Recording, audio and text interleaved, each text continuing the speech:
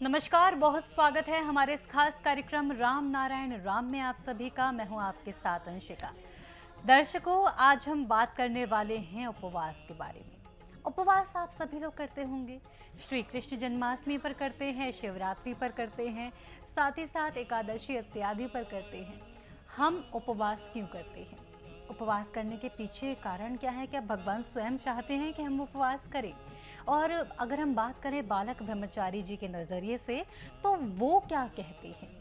उनके नज़रिए से उपवास को कैसे देखा जाता है? इस सीरीज़ में हम इसी पर बात कर रहे हैं। और आज के इस कार्यक्रम में हमेशा की तरह हमारे खास मेहमान, विशिष्ट अतिथि हमारे साथ मौजूद हैं, शंकर सरकार जी। उनका स्वागत करेंगे, चर्चा को शुरू करेंगे। बहुत स्वागत है शंकर सरकार जी। राम नारायण राम। उपवास एक साइंटिफिक है। उपवास जब ज़्यादा खा लेते हैं हम लोग, कोई इनविटेशन मिलता है, हम वहाँ जाके अच्छा खाना मिलता है तो ज़्यादा खा लेते हैं। तो देखिएगा, सुबह जिस टाइम सुबह हम ब्रेकफास्ट करते हैं, नाश्ता लेते हैं, उस टाइम भूख नहीं लगता। ठीक है। सबसे बड़ा यह है, खाने का बाद रात को सारे दिन भर जो हम 3 दफे 4 दफे खाना खाती है, तो उसको हमको डाइजेस्ट होना चाहिए, हजम होना चाहिए। हजम हुआ कि नहीं हुआ वो तो सुबह ही पता चल जाता है। प्रॉपर्ली हमको वॉशरूम में जाने के लिए वॉशरूम हमको खींचता कि नहीं खींचता है, वॉशरूम जाने के लिए हमको जरूरी होता कि नहीं होता है। इसलिए रोटेशन में आपको खाना को कभी कभी ब्रेक देना चाहिए। ब्रेक देने से क्या होता है, तो शरीर जो है, मन जो है, शरीर मन एक ही चीज़ है, उसको बैलेंस हो जाता है। शरीर को बैलेंस करने के लिए, न्यूट्रल करने के लिए और बैलेंस करने के लिए उपवास कभी कभी जरूर होता है। किसी का बात का पर नहीं, खुद को सोचो, आज हमको भूख कितना लगा है, कितना लगे है खूब भूख। जितना भूख ज़्यादा लगेगा इतना खाने के लिए दिल और मन करेगा, और भूख कम है तो कम खाएंगे। ये भी एक उपवास है।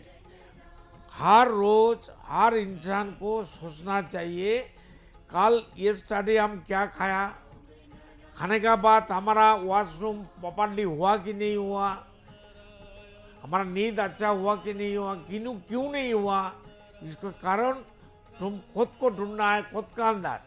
तो ये स्टडी का तुम्हारा मूवमेंट, खाना पीना चलना बढ़ना, उसको रिसर्च करो, उसको देखभाल करो, याद करो, तो तुमको आंसर मिल जाएगा जे एक्चुअल में हमारा आज प्रॉब्लम क्यों हुआ। हर प्रॉब्लम तुम्हारा विवेक तुमको बताएगा, तुम्हारा मन तुमको बताएगा। तो उसको ध्यानपूर्वक सुनना चाहिए, खुद का ऊपर संगत करना चाहिए। मन को पूछो, खुद को पूछो, अभी तुम कैसे हो। हमारा हर काम, सबका मन हर काम करती है, हम कुछ नहीं करती है। हमारा मन नहीं चाहेगा, मन को नहीं बताएंगे तो हाथ उठेगा, यहाँ कीड़ा बैठ गया सिर पर, तो ब्रेन बोलता है मन को, देखो हमारा मन को बोलता है, बताता है एक कीड़ा तुम्हारा बाल पर बैठा है, तो हम मन को बोलेंगे अच्छा उठाओ बाहर कर दो, तो हाथ उठ जाता है, सिर पर चले जाता है, वो निकाल के बाहर फेंक देता है। तो उपवास करने के लिए कोई अलग धर्म मजहब का बात नहीं है, वो अपना अपना सोच है, अपना अपना समस्या है। खुद को समझना चाहिए, सोचना चाहिए, चिंतन करना चाहिए, ये हमारा क्या प्रॉब्लम हुआ, क्यों हुआ, यस्टरडे हम क्या कर्म किया, क्या खाना खाया, कितना टाइम में सोया, कितना टाइम में सुबह नींद से उठा, और क्या बुरा काम किया, क्या अच्छा काम किया, उसको ढूंढो ना, उसको तलाश करो, मिल जाएगा आंसर। आंसर देने के लिए तो विवेक बैठा है, वो सबसे बड़ा डॉक्टर है, वो सबसे बड़ा विवेक हमारा रिश्तेदार है और दोस्त है, वही हमारा गॉड है, भगवान है, अल्लाह है। पर प्रेसिडेंट, बहुत सारे लोग उपवास रखते हैं क्योंकि हमारे भगवान का जन्मदिन है, शिव कोई तिथि है। इस नज़रिए के बारे में आपसे जानना चाहूँगी। भगवान को कोई देखा है? किसी के पास प्रॉपर जानकारी है, जिसने बताया उपवास करो, वो उपवास कैसे करते हैं। हम लोग तो पानी पीते हैं, जो रोजा रखते हैं वो लोग पानी नहीं पीते हैं। पानी आपसे आप खून से पानी पैदा होता है, डिवाइडेड हो जाता है। हमारा जो पानी का जरूरत है, मेरा खून से आपसे आप वो बैलेंस करते हैं। शरीर एक बैलेंस करने का मशीन है, जरिया है। शरीर मन सब एक ही चीज है, एक ही आधार है। अलग अलग टाइम में हमारा चाहने का माफी हम जैसे डिमांड करेंगे, मांगेंगे, खुद का अंदर मन को, वो हमारा प्रोडक्ट बना के दे देता है। इसलिए भगवान, ऊपर वाला, वो सब बोलने का एक जरिया है। ये सब सोचने का जरूरत नहीं है। भगवान जो हमारा अंदर विवेक बन के बैठा है, अलग से भगवान का ढूंढने की क्या जरूरत है। आपको मालूम है हिरण है ना, हिरण आपको हिंदी में क्या बोलता है? हिरण बोलता है ना। हिरन ही बोलते हैं। हिरण का मणिपुर में नाभि में एक कस्तूरी होता है, तो उसको इतना सुगंध होता है, उसका पीछे वो भागता है, लेकिन उसका शरीर में है उसको पता नहीं है। तो हम लोग को पता होना चाहिए जितना समस्या हो रहा है, जिस कारण से हो रहा है, उपवास करना है कि नहीं करना है, तो खुद आंसर हमारा अंदर ही है। दूसरा का बात सुनने का जरूरत नहीं है।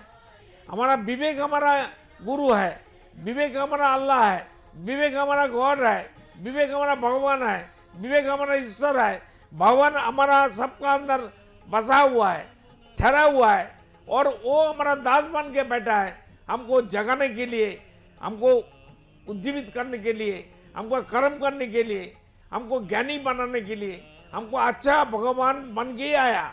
हम जब पैदा हुआ, जन्म लिया, भगवान बन के पैदा हुआ, फिर शैतान बन गया।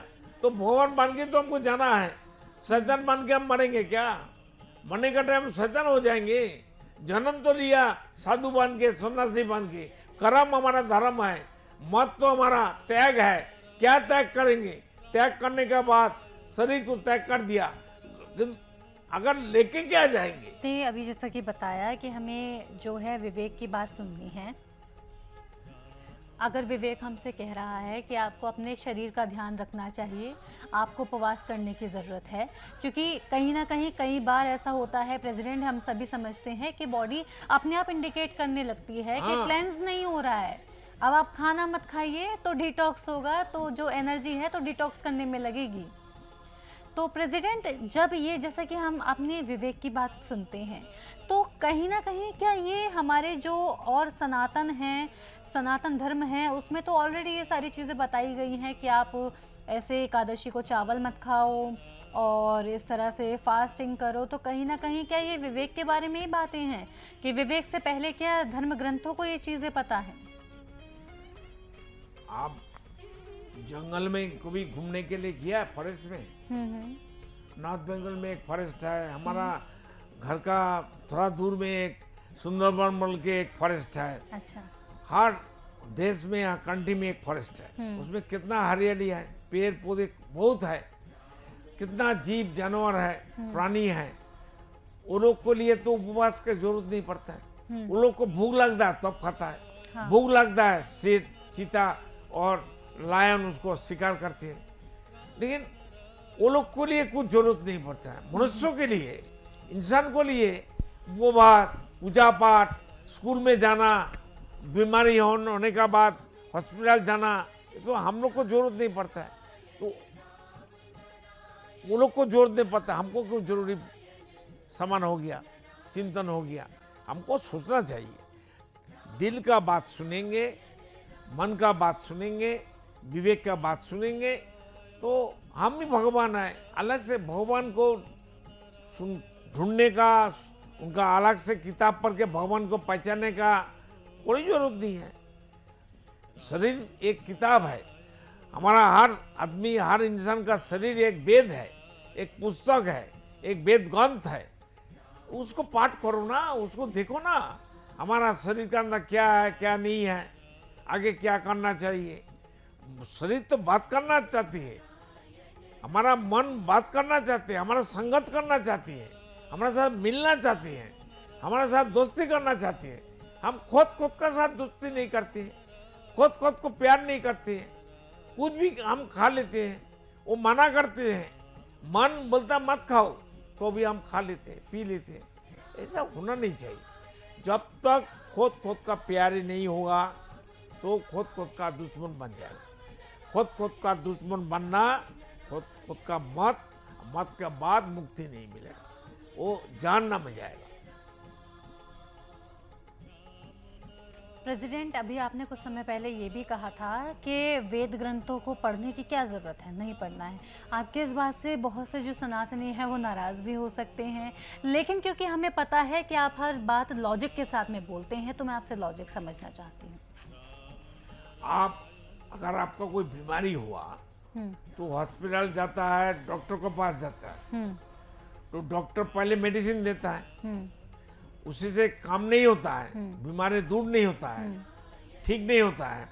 डॉक्टर क्या बोलता है, जो तुमको ऑपरेशन करना है, तो ऑपरेशन के लिए हम रोते हैं, घर वाला बोलता है नहीं ऑपरेशन करना ही पड़ेगा, हमारा डॉक्टर का बात मानना ही पड़ता है। तो हम रोते हैं, डॉक्टर सुनते हैं, वो तो ऑपरेशन करता है, इसलिए ऑपरेशन का जरूरी है। इसलिए बातों में काम नहीं चलता है, प्रैक्टिकल होना चाहिए, प्रैक्टिकल में जीना चाहिए। हर चीज में हकीकत होता है, सच्चाई होता है। जो सच्चाई सबको पता है तो भी हम लोग सच्चाई को लेता नहीं है, सुनता नहीं है, उसको बाईपास करती है। लेकिन खुद को पहचानो, खुद को समझो, खुद को प्यार करो, खुद का बात खुद सुनो, जो क्या कहना चाहती है, हमारा दिल मेरे को क्या बताता है। दिल का प्यारी होना सब इंसान को जरूरी है। वो सनातनी धर्म, हिंदू धर्म, कोई भी मजहब का हो, सभी मजहब का आदमी बोला है आसमान निराकार है, सुनना है। आसमान निराकार है, निराकार है तो निराकार में इतना तारे, नक्षत्र, स्टार कहाँ से आया भाई? आसमान से ही तो पैदा हुआ, सृष्टि हुआ, और आसमान में विराज कर रहे हैं वो लोग, उसका घर आसमान ही है, और हम भी अभी आसमान में ही हैं। क्यों? हम जिस धरती के ऊपर हम अभी बैठा है, धरती आसमान में है, आसमान से आया है, आसमान में भी घूम रहा है, तो आसमान ही हमारा सब कुछ है। हमारा भगवान बोलो, अल्लाह बोलो, गॉड बोलो, हमारा आसमान है, वो निराकार नहीं है, वो परिपूर्ण है, पूर्णांग है, उसमें ही सब कुछ है। इतना अणु से भी छोटा छोटा पार्टिकल्स में है जो आत्मा को दिखाई नहीं देता है। वो आत्मा का हर चीज से बना आसमान है। आसमानी आत्मा का एक गोडाउन है, एक प्लेटफॉर्म है, आसमानी आत्मा है, आसमान ही आत्मा है, आसमानी आत्मा है। अच्छा। वो सबसे बड़ा आत्मा, सोच लो, वो 1,00,000 क्विंटल गोल्ड है, और हम लोग 1-1 ग्राम गोल्ड लेके पैदा हुआ, तो 1,000 लाख टन गोल्ड अगर गोल्ड होगा, उससे काट के 1 ग्राम गोल्ड हम आ गया, तो 1 ग्राम गोल्ड है, वो भी गोल्ड है। एक बूंद पानी है, सागर का पानी भी पानी है, मिट्टी के अंदर जो पानी है वो भी पानी है, बतास में जो पानी है वो भी पानी है। एक बूंद पानी सागर का पानी का ही तो बात करता है, इशारा देता है, देखो मैं पानी हूं, वहां भी पानी है। पानी का पास प्यास लेके जाता है, हमारा प्यास, तृष्णा, हमारा भूख खाना का पास लेके जाता है, खाने के लिए हम तरसते हैं। इसलिए हर इशारा, इंगित और डायरेक्शन हमारा सबका शरीर से ही आता है। शरीर को कीमती सोचे, शरीर हमारा सब कुछ है, शरीर पार्ट ऑफ आसमान है, मेरा शरीर पार्ट ऑफ भगवान है, पार्ट ऑफ अल्लाह है, पार्ट ऑफ गॉड है, पार्ट ऑफ ईश्वर है, पार्ट ऑफ राम नाम है। हम ही पार्ट ऑफ ईश्वर है, तो अलग से ईश्वर की क्या जरूरत है? किसी ने अल्लाह, भगवान, गॉड, ईश्वर को देखा है? उसे भेंट किया है? मुलाकात हुआ है? कैसे मुलाकात होगा? गाय बोलेगा हम गाय देखेंगे, चीता बोलेगा हम चीता का दर्शन करेंगे, मनुष्य बोलेगा हम कहाँ मनुष्य भाई, हमको मनुष्य को देखना है। आम का पेड़ बोलेगा हम आम का पेड़ देखेंगे, कहाँ है आम का पेड़? ऐसा हो नहीं सकता है। ये बुजुर्ग की बात है। खुद को ऊपर वाला का संतान समझो, हम उनका संतान है। सबका अपना आदमी है, रिश्तेदार है, संतान दल का सारे मेंबर है। सभी मेंबर को अपना आदमी सोच के सबको अधिकार है ये दिल में बसा के सबको जीने के लिए जगह कर दो, सबको एक कॉमन प्लेटफॉर्म बनाओ, सब जिए, सब एक ही ईश्वर, एक ही धर्म, एक ही मजहब होना चाहिए। अरे भाई 60, 70, 100, 100, 200 साल बाद कौन तुम्हारा ठिका लेगा? ठिका कौन लेगा भाई मरने का बाद? तुम्हारा मरने का बाद कर्म तुमको ही करना पड़ेगा। हमारा कोई बुरा कर्म मेरा मामा पापा मेरा बेटा बेटी तो नहीं लेगा। तो हमारा मुक्ति का काम, हमारा अगला जन्म का, अगला जीवन का काम मेरे को खुद को करना है। अगर खुद को जीना है तो खुद जियो और दूसरों को जीने दो। बहुत सुंदर प्रेसिडेंट, आपने कहा कि खुद जियो और दूसरों को जीने दो। ये भगवान महावीर का भी संदेश यही है कि आप स्वयं जिएं और दूसरों को भी जीने दें। किसी की लाइफ में इंटरफेयर आपको नहीं करना है। जिस तरह से फ्रीली आप जीना चाहते हैं उन्हें भी जीने दें, और किसी को अपने ओपिनियन जब तक रिक्वायरमेंट ना हो तो ना दें। जी, तो इसी के साथ प्रेसिडेंट अब लगभग वक्त हो चला है इस एपिसोड को ही विराम देने का। तो मैं एक बार अपने व्यूअर्स को बता देती हूँ जो हमारे जो संतान दल है उससे जुड़ने का प्रोसेस। अगर आप जुड़ना चाहते हैं तो आप बिल्कुल जुड़ सकते हैं। हमारे टीवी स्क्रीन पर नंबर मिल जाएंगे, आपको डिस्क्रिप्शन बॉक्स में आपको डिटेल्स मिल जाएंगी। डिटेल्स पर जाकर के आप कनेक्ट कर सकते हैं।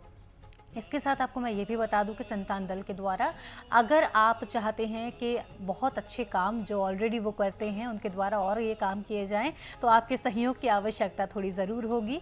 उसमें आप डोनेट कर सकते हैं। आपकी जितनी इच्छा है उतनी इच्छा स्वरूप आप डोनेट कीजिए। जितना आपका मन है उतना आप डोनेट कर सकते हैं। जितनी आप पॉसिबल है आपके लिए उतना आप डोनेट कर सकते हैं। आपको बता दूं संतान दल के द्वारा बाढ़ से ग्रसित लोग जो होते हैं, जिनके घर में प्रॉब्लम होती है, बाढ़ के द्वारा जो त्रासदी में परेशान हो जाते हैं उनकी मदद की जाती है। बच्चों को शिक्षा दी जाती है और साथ ही साथ संतान दल के द्वारा एक वृद्धाश्रम चलाया जाता है जिसमें वृद्ध जो लोग होते हैं जिनके संतानें उन्हें घर से बेदखल कर देती हैं, बाहर निकाल देती हैं, उनके लिए इनिशिएटिव है कि उनको सहारा मिले, उनको छत मिले, उनका वहाँ पर ख्याल रखा जा सके। और जो आप डोनेट करेंगे उससे उनका भी भला होगा, और जब उनका भला होगा तो दिल से दुआ तो आपको ज़रूर देंगे जो आपके लिए बहुत ज़्यादा फ़ायदेमंद भी साबित होगी।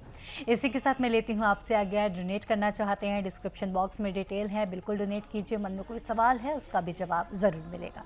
इसी के साथ लेती हूँ इजाज़त, फिर होगी मुलाकात। तब तक के लिए नमस्कार।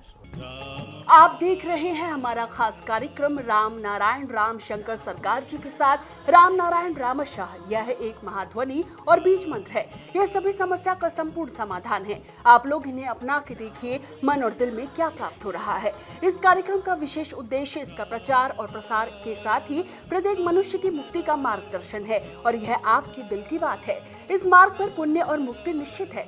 इस कार्यक्रम के माध्यम से संतान दल द्वारा चलाए जा रहे श्रेष्ठ सेवाओं से जुड़कर सबके कल्याण के लिए इस नेक कार्य का हिस्सा बन सकते हैं, और वृद्धाश्रम, गौशाला, गरीब और वंचित बच्चों की शिक्षा का भी सहयोग और समर्थन कर सकते हैं। संतान दल सबका एक ही परिवार है। अकाउंट नेम संतान दल, account number 266505000657, IFSC code ICIC 00026665। पूरी तरह जानने के लिए आप संस्था के फोन नंबर पर संपर्क कर सकते हैं। Phone number 6291342066, 9836073503। Email ID santandal1960@gmail.com।